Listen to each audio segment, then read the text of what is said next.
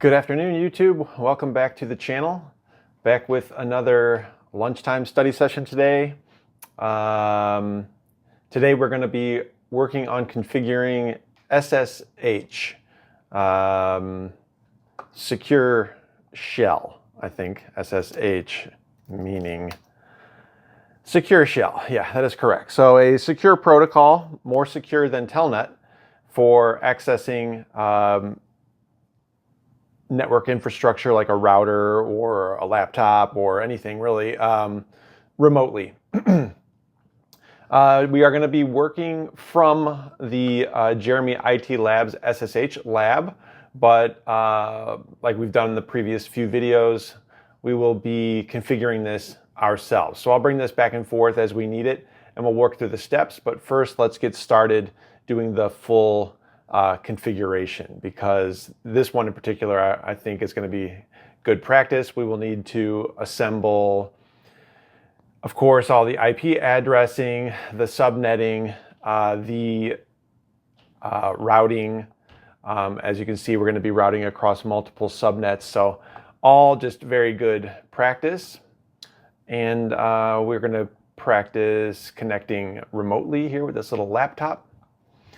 All right, so first things first, let's connect our stuff together from the PC to the switch, and from the switch to the router.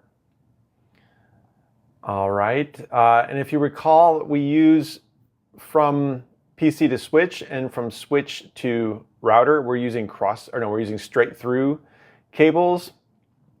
At least between the switch and the router, I think the pins are flip-flopped. They're like switched, like the router has them in one order and the switch has it in another. So a straight through cable makes sense. However, when we connect equipment of same type, we use a crossover cable so that the pins on one end of the cable are different, or like the opposite arrangement of the pins on the other. So anyway, yeah, just noting the differences between these two types of cabling. Of course, this is just all virtual, but in real life that would matter. Okay, now from, oops, not the console. I don't want that. I don't want that. I want straight through from gigabit to fast Ethernet. And then for this laptop, we're going to be like remotely configuring via a console connection as though we would in real life. All right, so over here, we're going to have one subnet. Let me just see if I can take a note. Is this note? Yes, right here, 192.168.1.0/24. All right, that's going to be over on this side. And that'll go up to basically this router here. All right, and then in the middle, let me place another note. We're going to have 10.0.0.0/30. Annoying that that's how that behaves. All right, and over here, we're going to have 192.168.2. 192.168.2.0/24. All right, so first of all, let's do the IP addressing for everything. Our PC is going to have a fast Ethernet IP address of .1. So 192.168.1.1, and that's of course a /24. That's going to be pre-populated. And let's go ahead actually and show or define what the default gateway for this thing is. And it's going to be on that first router, and it's going to be 192.168.1.254.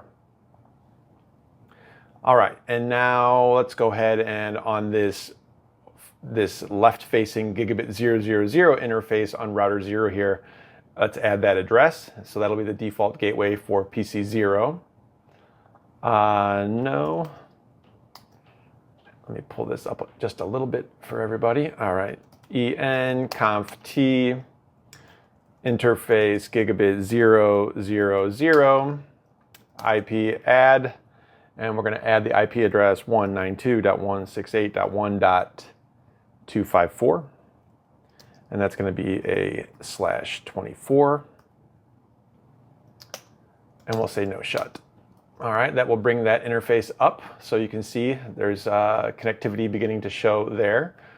On that same router, let's now define this middle segment between the two routers.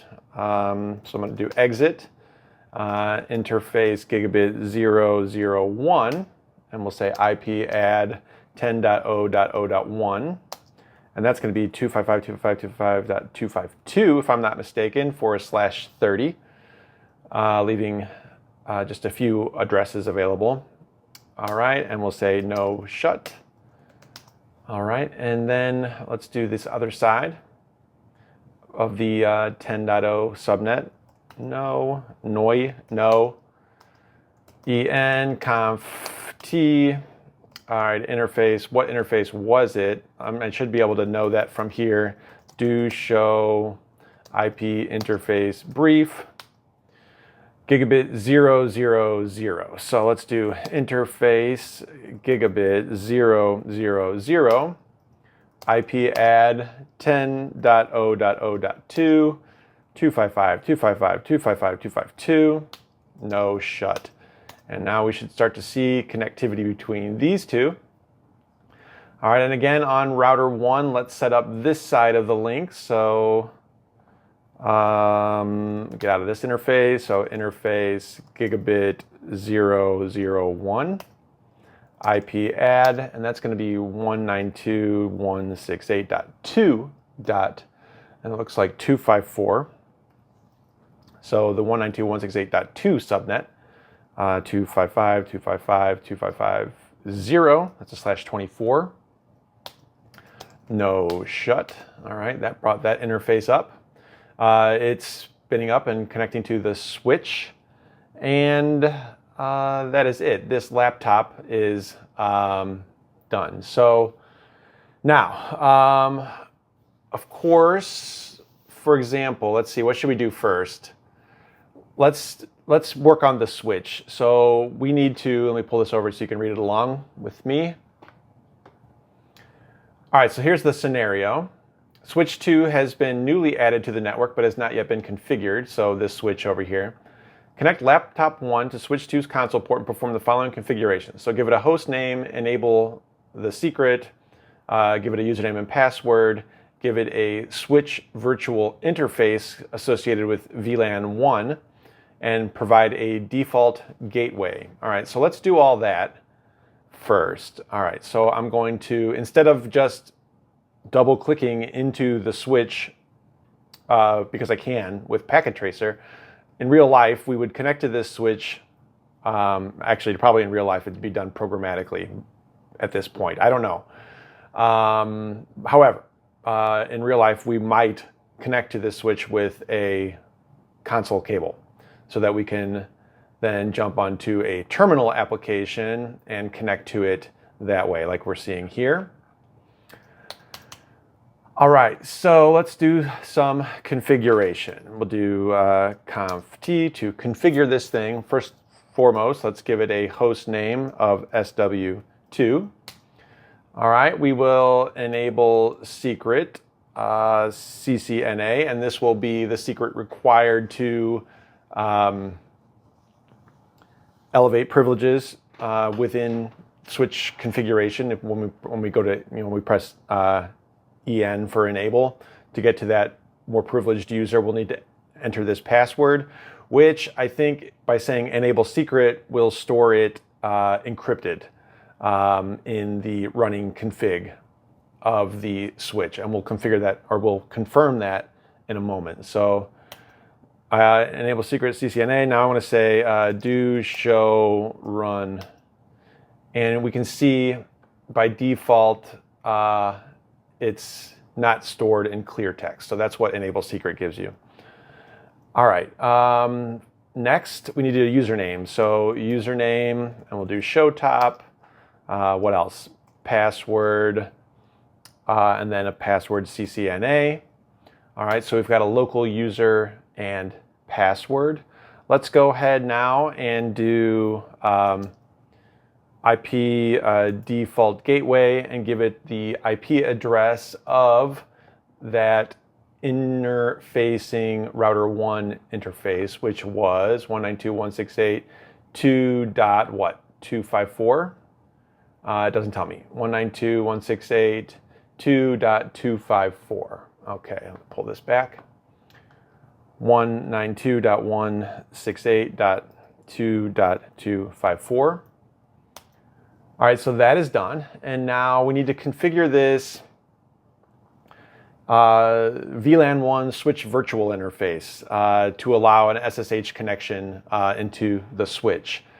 We're eventually going to be allowing that SSH connection from PC 0. So let's do interface VLAN 1, which already exists by default on the switch. And we'll say IP add, just like we would typically, 192.168.2.253, and it's a/24. .0.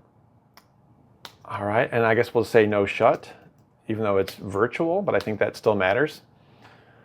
All right, so that is all done. Now, first, I would like to demonstrate, okay, so this switch now has a virtual interface and with an IP address, and let's see if we can ping it. I don't think we should be able to because there's no routing set up, and we'll do that in a moment, but just to confirm, ping 192.168.2.253. I would expect this to fail, and immediately we are already seeing, destination host unreachable. All right, so no packets received. All right, so let's go ahead and set up route sharing between the two routers using OSPF. All right, so from here, we'll say router OSPF process ID 1. All right, and we've got to set up some networks. So the first network we want this router to share is the 192.168.1. All right, so network 192.168.1.0, and that's going to be a /24 using the wildcard mask, area 0 as the backbone area. All right, and the same thing, but except this time it's going to share its 10.0 subnet, 10.0.0.0, and it's a /30, so that's going to be 0.0.0.3, the opposite of the subnet mask. So the subnet mask was 255.255.255.252, and the opposite for wildcard 0.0.0.3. Area 0. All right, so that is done. Now let's jump onto this other router and do the same thing. So we'll get out of that interface configuration, and we'll say router OSPF process ID 1, and it's going to share its network, 10.0 network, and the 192.168.2 network. All right, so network 10.0.0.0.0.3, area 0, and network 192.168.2.0, 192.168.2.0, 0.0.0, no, sorry, yes, that is correct, 0.0, and now it's already doing the, okay. Incomplete command, 192.168.2.0, 0.0.0.255, area 0. And I think that is it. So now, let me get out of this. We can already see that they have created a full neighbor relationship. So if I say do show IP route, we should see routes. So from this router's perspective, we, via OSPF, can see into 192.168.1. All right, so that's really what we wanted to set up so that we can at first establish connectivity from this PC to this switch. So Let me just try this ping again. And we'll see after ARP resolution if we can get some data to come back successfully. All right, and so we got a couple that came back successfully again. So this is set up, the routing is set up, and these devices on different subnets can speak with one another. All right, so what's next? Next is jumping back onto the switch via the console connection and configuring SSH so that we can connect from this PC to the switch remotely over that protocol. So let's go ahead and do that. So first things first. So the directions, let me pull them back over so everybody can follow along. Okay, so configure the following console line security settings on switch 2. Authentication for the local user and an exec timeout of 5 minutes. All right, so every time I try to grab that screenshot, it doesn't work the first time, which is very annoying. All right, so to configure the line VTY, which is like the remote connection, or the console connection, which we are doing from laptop 0, we differentiate them by saying line console or line VTY. So in this case, we want to place the following basic security settings on line console. And there's only one console connection at a time, so that's what this 0 means, like the first one. Let's see what we have in here. So first of all, exec timeout we need to set, and that's going to be 5 minutes. So this is a digit or an integer in minutes. And then finally, authentication. So that's going to be login, and we're going to say login local, and that's it. So we're going to use that local user that we configured to log in. All right, so that is done. Now if I exit, and I do exit again, now I need to log in via the console connection with a username and password, which if you recall, it's what we set up originally. All right, so that is in place. So now nobody can just plug into our switch and start configuring it without at least a username and password that we have configured. All right, now for switch 2, next step. So we configure switch 2 for remote access via SSH, set up a domain, RSA, authentication, exec timeout, protocol, and limit via using an ACL. All right, so let's get started. CCNA is the password.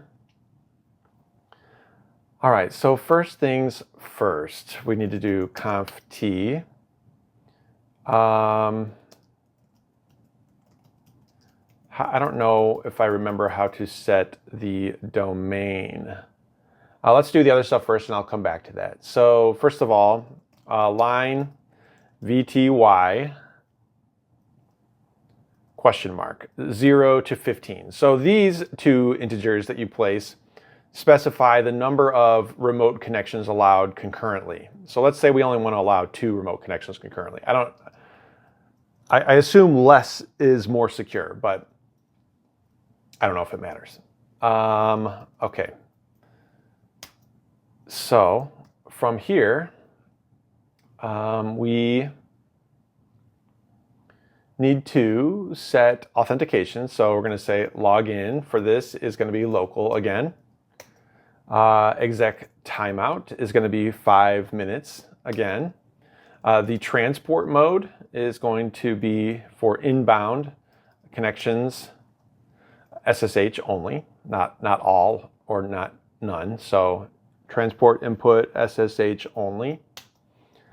All right, let's see. So then the rest, we'll come back to this, I think. I want to say, how do I create a domain?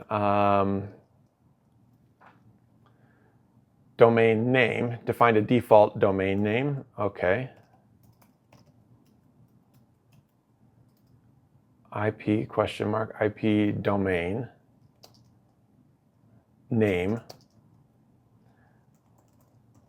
All right, and this is define the default domain name. All right, it's weird that it doesn't autocomplete. Like, why doesn't it say domain tab tab tab nothing?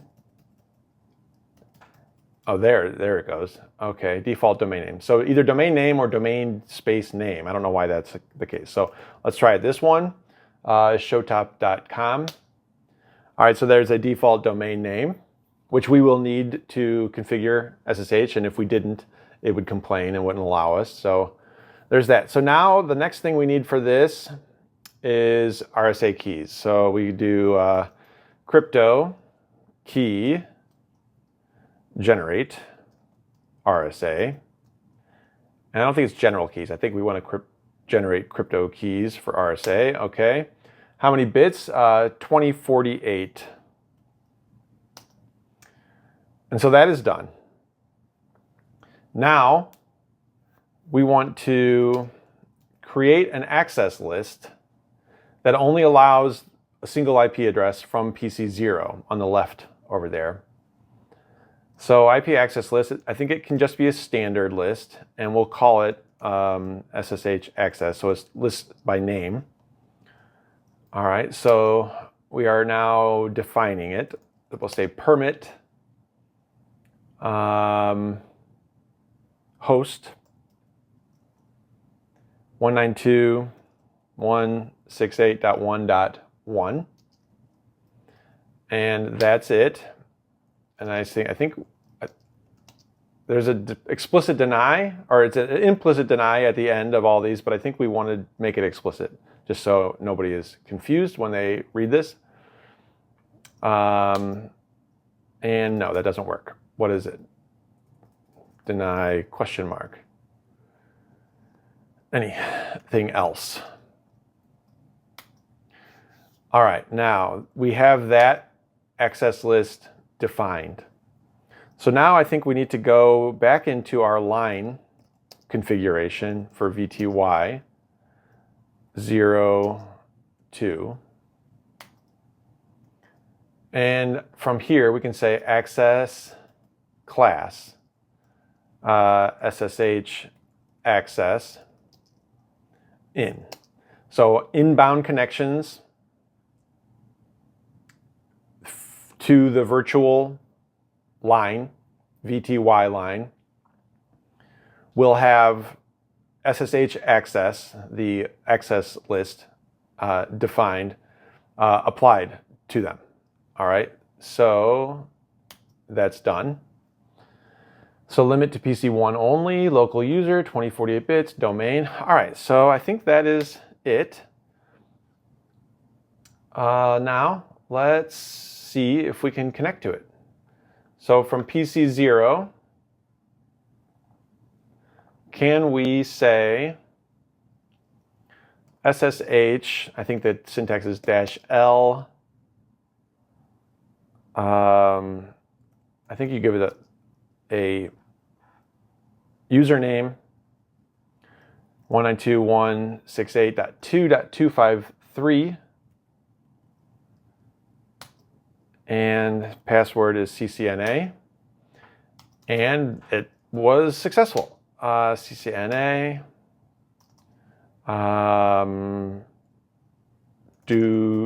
show, running config. All right, so we are now able to access this full configuration from PC0, as you can see, remotely accessing that virtual interface. Well, not only the virtual interface, but the VTY connection from PC0 to switch 1.